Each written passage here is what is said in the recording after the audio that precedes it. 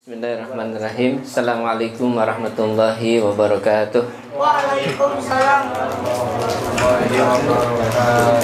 A'udzu billahi minasyaitonir rajim. Bismillahirrahmanirrahim.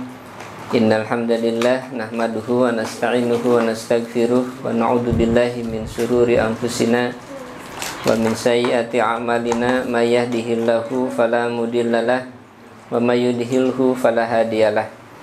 Asyhadu an la ilaha illallah wahdahu la syarikalah wa asyhadu anna sayyidana Muhammadan abduhu wa rasuluhu la nabiyya ba'dah. Allahumma shalli wa sallim wa barik ala sayyidina Muhammadin wa ala alihi wa sahbihi ajma'in.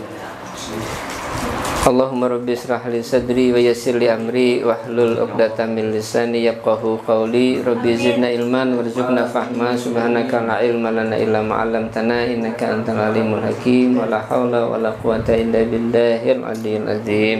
Amin. Qala Allah ta'ala fi kitabihil karim. A'udzu billahi minasyaitonir rajim. Bismillahirrahmanirrahim.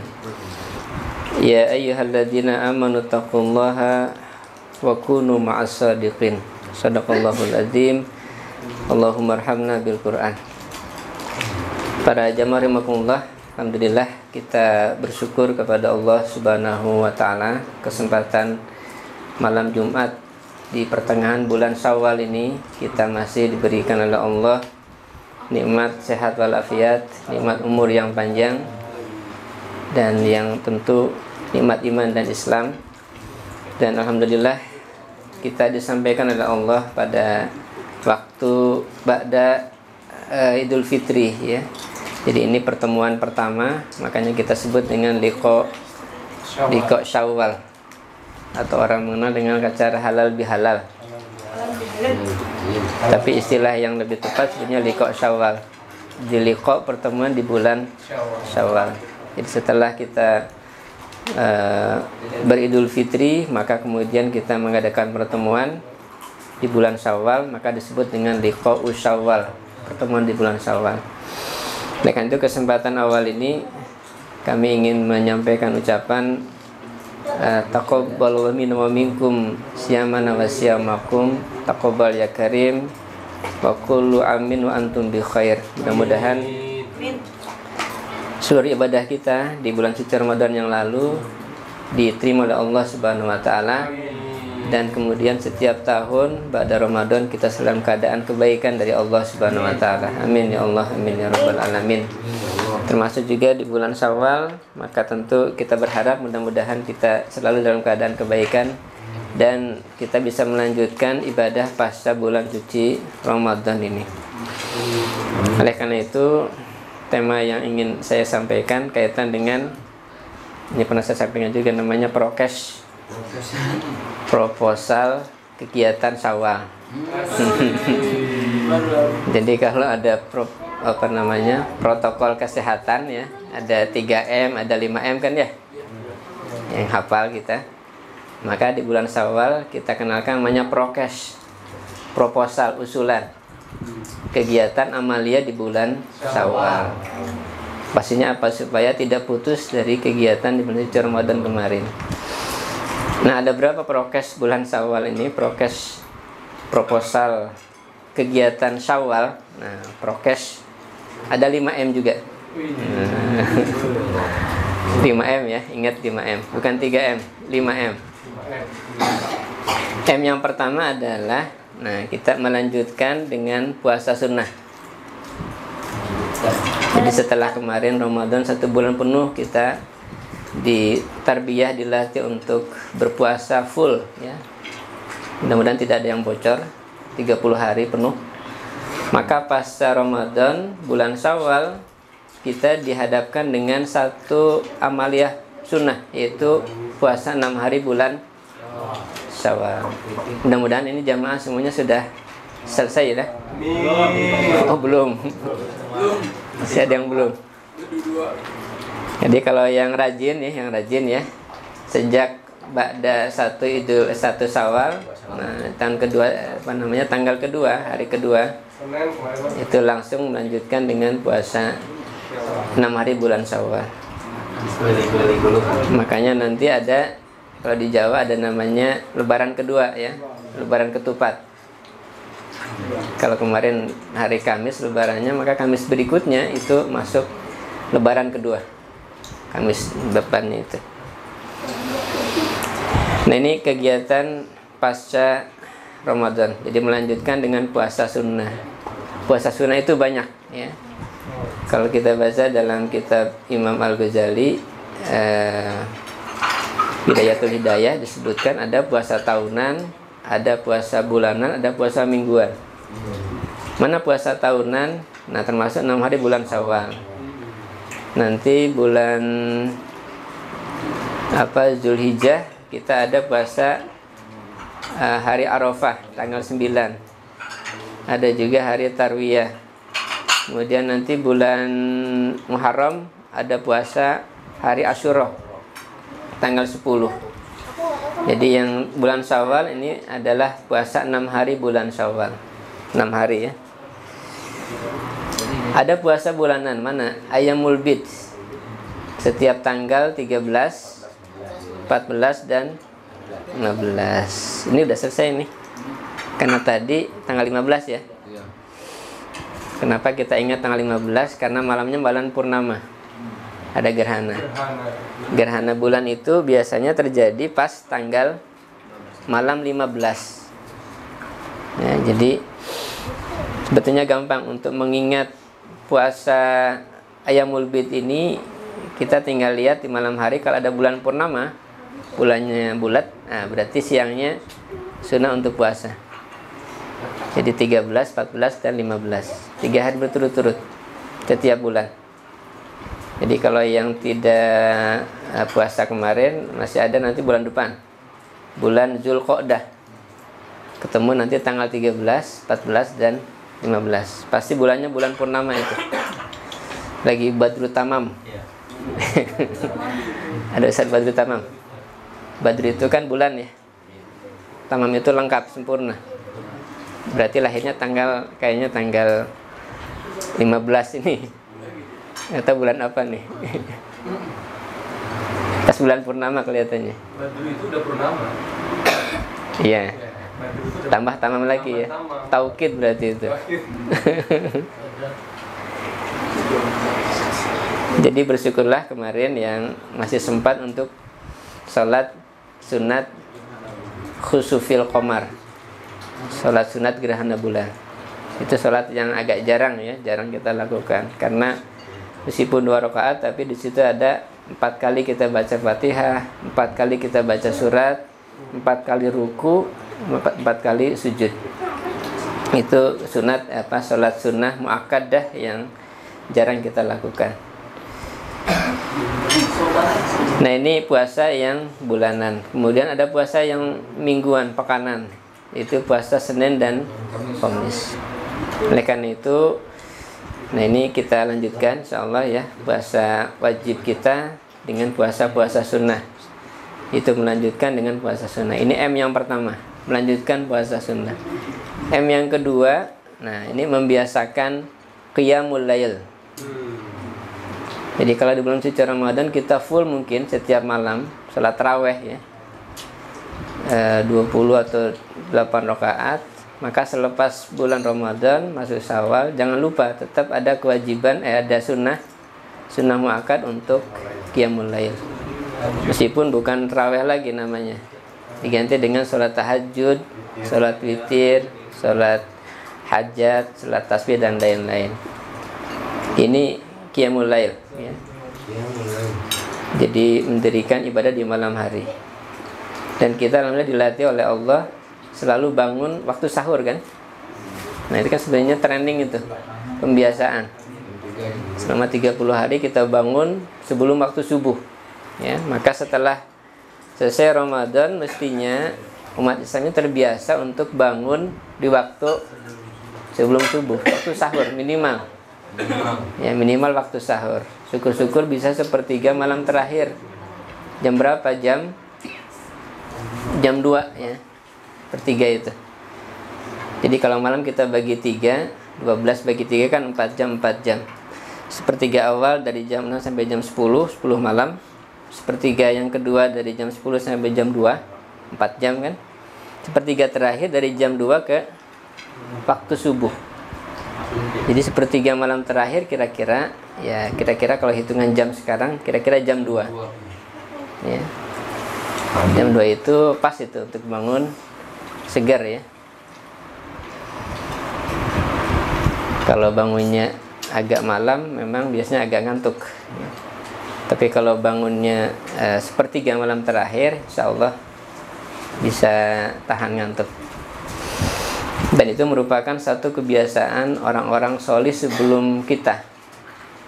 Sabda Nabi sallallahu alaihi wasallam, "Alaikum bi qiyamil lail fa innahu da'bu solihina qablakum." Adalah kalian membiasakan sholat malam karena itu kebiasaan orang-orang solih sebelum kalian, sebelum kita. Jadi salah satu ciri orang solih itu yang nampak kelihatan adalah kebiasaan bangun di waktu malam. Bangun waktu malam. Bukan untuk nonton bola, bukan ya? Ada live streaming ya, siaran langsung, bukan. Tapi untuk melakukan sholat tahajud dan sholat witir ya. Jadi jangan ditinggalkan. Ini kebiasaan yang mesti kita lestarikan terus setiap malam. Kalau kemarin kita ikuti di Syawal, Ustaz Ismail Yusanto menekankan itu di bagian terakhir supaya kita tidak futur. Maka salah satu kebiasaan yang mesti diwajibkan untuk para pengemban dakwah adalah selalu melakukan qiyamul lail. Qiyamul lail, bangun malam. Karena itu waktu yang luar biasa. Ya, waktu yang banyak fadilah keutamaan. Luar biasa beratnya. Dan memang tantangannya berat. Pas ngantuk-ngantuknya itu. Tapi disitulah kemudian Allah menguji keimanan kita. Dan dalam hadis kita baca bahwa Allah itu turun di langit dunia pada setiap sepertiga malam terakhir ke langit dunia. Artinya melihat siapa orang yang bermohon kepadanya, siapa yang meminta ampun kepadanya, siapa yang punya hajat kepada Allah Subhanahu wa taala. Makanya waktu yang ijabah. Nanti dalam hadis kita baca banyak keutamaan qiyamul lail itu. Ya, selain kebiasaan orang sebelum kalian, kemudian juga yang kedua adalah taqarruban kita kepada Allah, pendekatan diri kita kepada Allah. Allah sedang hadir di langit dunia, maka tentu orang yang dekat mendekatkan diri kepadanya itu makin dekat gitu. Yang ketiga, sebagai kafarah dari dosa-dosa kita yang lewat, penebus. Yang keempat, ini luar biasa, pencegah dari kemaksiatan yang akan datang. Jadi yang lewat jadi dihapus, yang akan datang dicegah. Jadi ini luar biasa. Dan yang kelima juga ini yang penting adalah sebagai pengusir penyakit dari tubuh kita. Makanya orang-orang yang rajin sholat malam itu biasanya sehat, insya Allah. Sehat ya. Dan junjungan kita Rasul Muhammad SAW tidak pernah sakit. Salah satu rahasianya kenapa? Karena beliau wajib bangun malam, wajib sholat tahajud. Bagi beliau kan, bagi kita kan sunnah. Meskipun demikian, nah kalaupun kita sakit, tetap itu menjadi kafarah juga.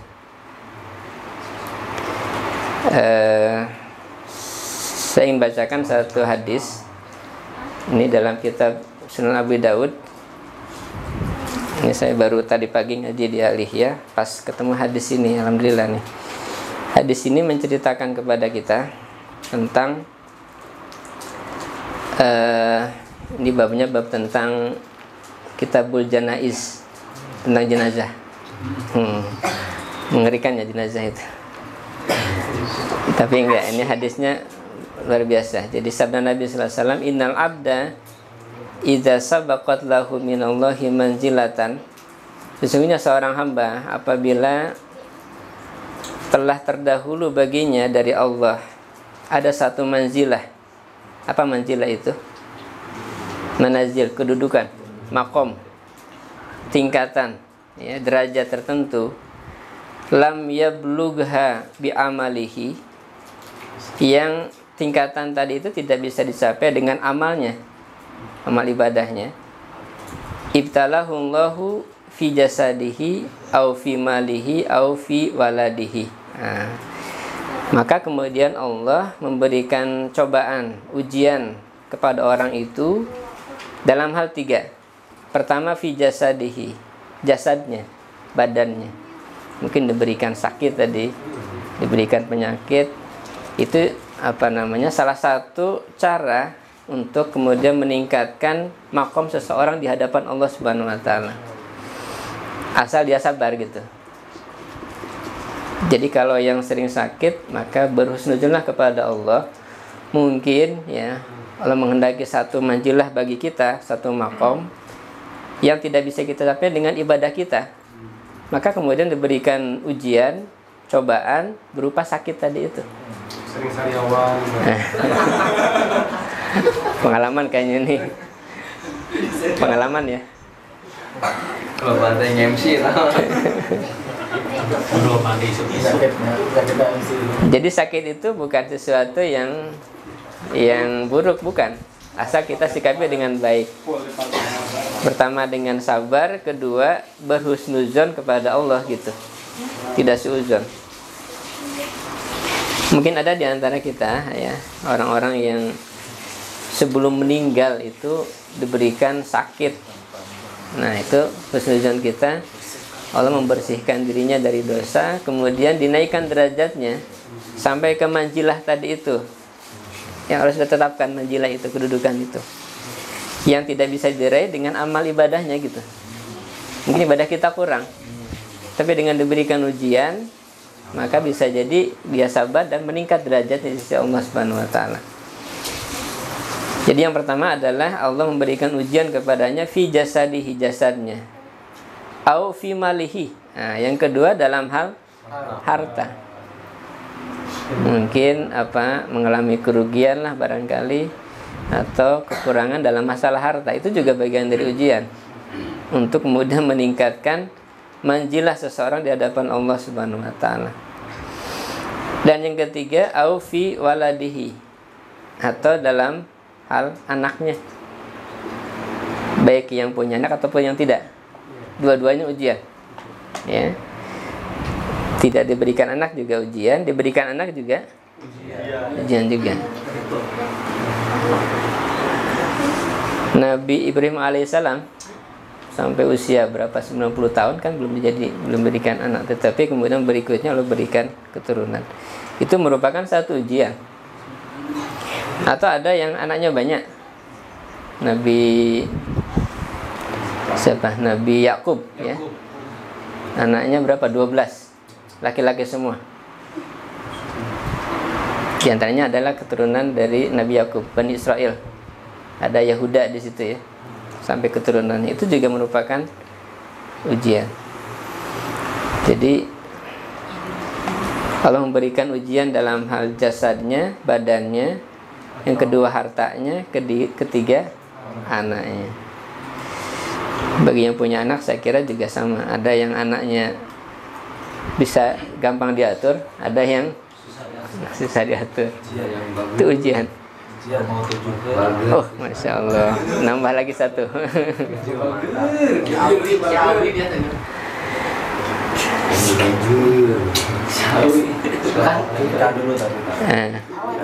Ada juga yang belum ya. Baik, kemudian ada tambahan lagi dalam hadis ini. Qala Abu Dawud, summa sabarahu ala zalik. Kemudian dia bersabar atas demikian tadi itu. Kalau ini belum punya istri, ujian nggak usah? Ujian. Ya mah. Kira nggak diuji.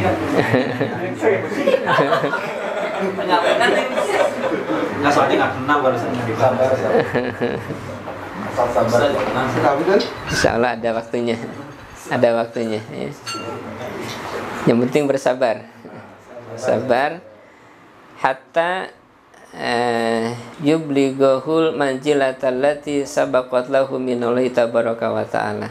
Sampai kemudian Allah menyampaikan dia kepada manzilah tadi. Manzilah itu kedudukan. Kalau bulan matahari kan punya manzilah, punya orbitnya ya, garis edarnya. Manusia juga ternyata ada manzilahnya juga. Ada makom kedudukan yang Allah sudah tetapkan untuk dirinya. Yang kalau kemudian dengan amalnya belum sampai ke makom itu, maka diberikan ujian.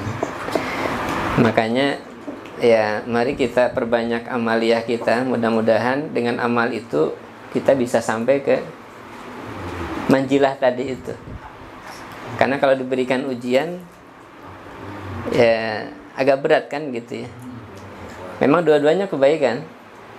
Diberikan kenikmatan bersyukur kebaikan, diberikan ujian musibah dia bersabar juga kebaikan juga. Cuman kalau dipilih antara syukur dan sabar, kira-kira kita pilih mana? Syukur. Kayaknya banyak kan pilih bersyukur ya. Padahal tidak mudah juga bersyukur itu. Tetapi ya dibandingkan dengan diberikan cobaan, musibah gitu, kelihatannya kita lebih siap untuk mendapatkan kenikmatan gitu ya. Karena berat, bersabar itu berat. Sabar itu berat, betul. Tapi bersyukur kelihatannya lebih mudah. Undangan tasakur. Indikator mendapatkan manzilah itu gimana? Nah ini yang bagi kita memang tidak mudah, tidak gampang. Nanti mungkin kita coba lihat dalam syarah hadis ini ya. Tapi artinya manzilah itu tadi dijelaskan adalah kedudukan, derajat, makom di sisi Allah Subhanahu wa taala. Bukan di sisi manusia, di sisi Allah. Yang itu tentu kita tidak bisa kita pastikan kan begitu ya. Dengan kasat mata gitu. Tapi tentu kedudukan ini akan kita dapatkan nanti terutama di akhirat nanti. Hanya tentu saja di dunia pun seorang yang Allah muliakan biasanya akan diberikan derajat tertentu insyaallah. Baik, kembali ini baru 2 nih. Sudah lewat nih waktunya. Membiasakan qiyamul lail. Yang ketiga, merutinkan membaca Al-Qur'an. Nah, ini juga penting. Ini kebiasaan kita bulan Ramadan baca Al-Quran, maka kita merutinkan membaca Al-Quran selepas bulan Ramadan. Tidak hanya membaca, tapi juga menghafal dan mengkajinya. 3M, mungkin 5M juga di situ. Membaca, menghafal, mengkaji, mengamalkan, menegakkan Al-Quran. 5M juga. Prokes juga itu. Prokes Al-Quran. Protokol keselamatan Qurani ya. Membaca, menghafal, mengkaji, mengamalkan, dan menegakkan Al-Quran. Nanti menegakkan ini kaitan dengan sistem. Harus ada negara, ada daulah. Karena Al-Quran hukumnya tidak bisa tegak kecuali ada kekuasaan. Nah itu pentingnya menegakkan Al-Quran di bagian akhir. Baik, kemudian yang keempat adalah melazimkan untuk bersodakoh. Sodakoh ini penting. Di bulan Ramadan saya kira kita mungkin tiap hari bersodakoh. Karena Abdul Sodakoh fi Ramadan. Sebaik-baik sodakoh di bulan suci Ramadan. Tapi jangan lupa bahwa setiap hari itu ada turun 2 malaikat kepada seorang hamba. Malaikat pertama dia mengatakan Allahumma a'ti munfiqan khalafan. Ya Allah, berikanlah kepada orang yang berinfak itu gantinya. Tapi yang kedua, malaikat kedua mendoakan kebalikannya. Allahumma a'ti mumsikan talafan. Ya Allah, berikanlah kepada orang yang menahan hartanya, tidak mau berinfak. Itu kebinasaan. Kebinasaan hartanya. Alhamdulillah. Dan itu ada setiap pagi, setiap hari. Malaikat turun itu. Makanya sedekah itu infak sebenarnya kita lakukan kalau mungkin ya setiap hari, setiap pagi, setiap subuh. Jadi beruntunglah kalau ada orang-orang yang datang ke rumah kita setiap hari minta. Cuman kita kadang-kadang kesel ya. datang terus ini orang. Tapi itulah sebenarnya jalan yang Allah berikan kepada kita untuk tadi bersedekah atau berinfak gitu. Tanpa kita harus mencari orang yang butuh kepada infak tadi itu. Karena biasanya orang yang datang ke rumah itu kan pasti butuh lah. Orang yang kaya nggak mungkin minta-minta kan gitu. Kecuali yang profesi mungkin. pengemis profesi. Makanya kita harus tahu juga orang yang sering datang itu kira-kira kehidupannya seperti apa.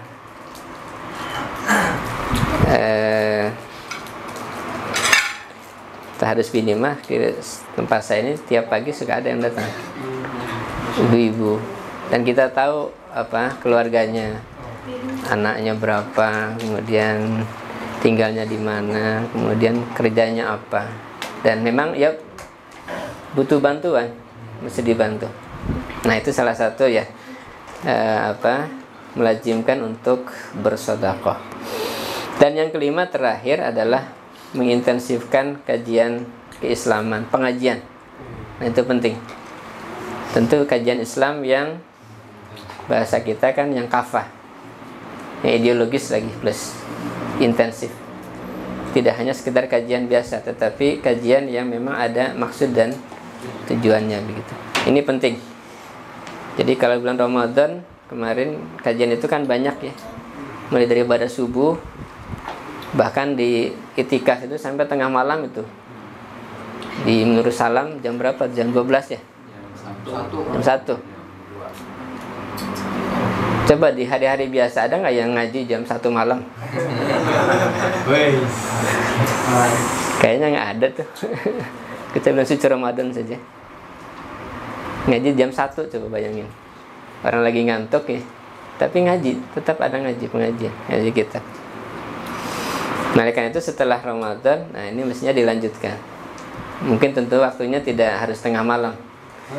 Ngaji yang intensif, yang rutin setiap minggu. Nah, itu mari kita intensifkan kajian keislaman kita, terutama Islam yang memang mengarah kepada penegakan hukum-hukum Islam dalam kehidupan kita. Nah, itu saya kira 5 hal yang kita sebut dengan prokes 5M. Pertama, melanjutkan puasa sunnah. Kedua, membiasakan qiyamul lail. Ketiga, merutinkan membaca Al-Quran. Keempat, melazimkan sedekah. Dan yang kelima, mengintensifkan kajian Islam kafah. Nah, ada kafahnya di ujungnya. Nah, ini mudah-mudahan bekal ini bisa kita amalkan, kita bisa rutinkan. Yang mudah-mudahan tadi dengan 5M ini kita diberikan manzilah tadi, diberikan makom, kedudukan sesuai dengan apa yang Allah tetapkan kepada kita. Karena kalau tidak dengan amal kita, maka tadi Allah akan berikan kepada orang itu berupa ibtila, berupa ujian, sehingga dia mencapai derajat atau makom tersebut. Tentu kita berharap mudah-mudahan Allah selalu memberikan kepada kita kemudahan ya dalam kehidupan kita, dan diberikan istiqomah yang penting, termasuk juga kajian kita di malam Jumat ini. Nah, oleh karena itu mari kita rutinkan lagi ya kegiatan kajian kita di malam Jumat ini. Tentu mudah-mudahan dengan keadaan yang lebih baik daripada yang sebelumnya. Tentu banyak kekurangan, banyak hal yang mesti diperbaiki, tapi itulah namanya juga belajar, kita prosesnya. Oleh karena itu mari setiap saat kita selalu perbaiki keadaan kita. Mudah-mudahan Allah selalu memberikan kepada kita kekuatan, istiqomahan dan kemudahan dalam kehidupan kita. Amin ya Allah, amin ya rabbal alamin. Ala hadhihi niyyah. Al-Fatihah. A'udzu billahi minasyaitonir rajim. Bismillahirrahmanirrahim. Alhamdulillahirabbil alamin. Arrahmanir rahim. Maliki yaumiddin. Iyyaka na'budu wa iyyaka nasta'in. Ihdinas siratal mustaqim. Siratal ladzina an'amta 'alaihim ghairil maghdubi 'alaihim waladdallin. Amin. Baik, kita baca terakhir salawat iskil dan doa tawasul yang biasa kita baca di akhir majelis kita. Allahumma sholli ala sayyidina Muhammad wa ashghilil zalimin bil zalimin. Allahumma sholli ala sayyidina Muhammad wa ashghilil zalimin bil zalimin. وأخرجنا من بينهم سالمين وعلى آله وصحبه وسلم اللهم صل على سيدنا محمد وأشغل الظالمين بالظالمين اللهم صل على سيدنا محمد وأشغل الظالمين بالظالمين وأخرجنا من بينهم سالمين وعلى آله وصحبه وسلم اللهم صل وسلم وبارك عليه وعلى آله إلهي بجاه الأنبياء والملائكة وبالأولياء جد لنا بالإجابة إلهي توسلنا بقرآنك الكريم تنوير بصيرتي وسمعي ومقلتي وتلهمني رشدي وترزقني علما يقيني توفقني بحسن العبادة بأسمائك الحسنى تجود بتوبة نصوح تغفر لي ذنوبي وزلتي وتنظرني في كل حال ولمحة تنجي بها من هول يوم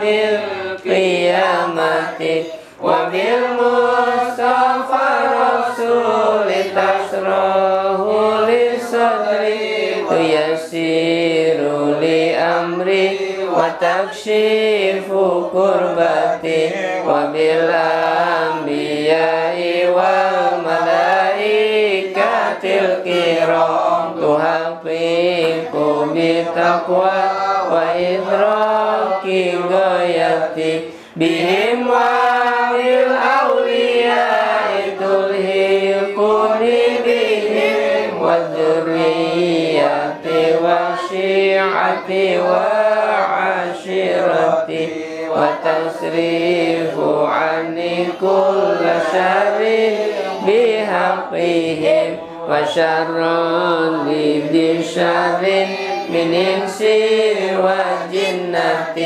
بفضلك بشرني بحسن الخواتم وبرحمتك ادخلني بدار الإقامة عليه من المولى صلاة وتسليم ورضوان استجب إلهي مناجاتي إلهي بجاه الأنبياء والملائكة وبالأولياء جد لنا بالإجابة اللهم صل وسلم وبارك عليه وعلى آله Alhamdulillahirabbil alamin subhanakallahumma wa bihamdika asyhadu an la ilaha illa anta astaghfiruka wa atubu ilaik wal afu minkum. Assalamualaikum warahmatullahi wabarakatuh.